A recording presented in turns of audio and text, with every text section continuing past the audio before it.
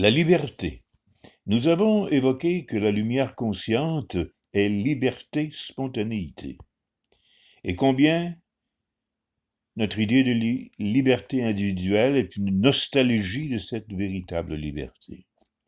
Sans l'énorme confusion que nous entretenons entre ce que nous sommes et comment nous sommes, entre la lumière consciente et l'image de nous-mêmes forgée à travers des années, l'idée même de liberté et son contraire ne viendraient même pas.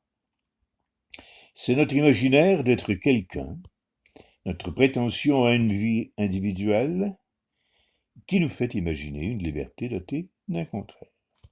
Mais la signification du mot statantia est tout autre et n'a pas d'opposé. On ne peut tout simplement pas imaginer ce que c'est, car la pensée ne fonctionne que par image assortie de contraires. Mais si parler de liberté de la lumière consciente est impossible, parler de liberté individuelle est un parfait non-sens. Ce que nous appelons un individu ou une personnalité est une montagne de conditionnements, de réflexes acquis. Quelle spontanéité en attendre? Ce n'est pas qu'il n'y a pas de liberté dans la vie, au contraire, il n'y a que cela.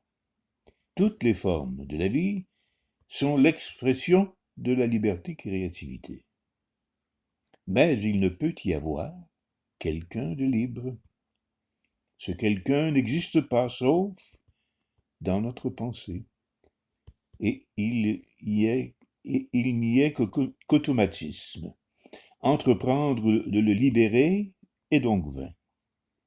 La libération dont on parle tant dans les cercles spirituels consiste à comprendre qu'il n'y a absolument rien à faire, ni pour être heureux, ni pour être libre.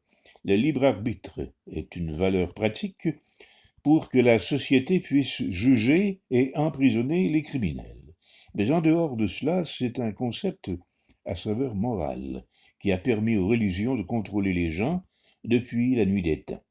Le shivaïsme non-duel du Cachemire considère qu'il n'y a de bien et de mal que pour un individu pris dans l'intentionnalité.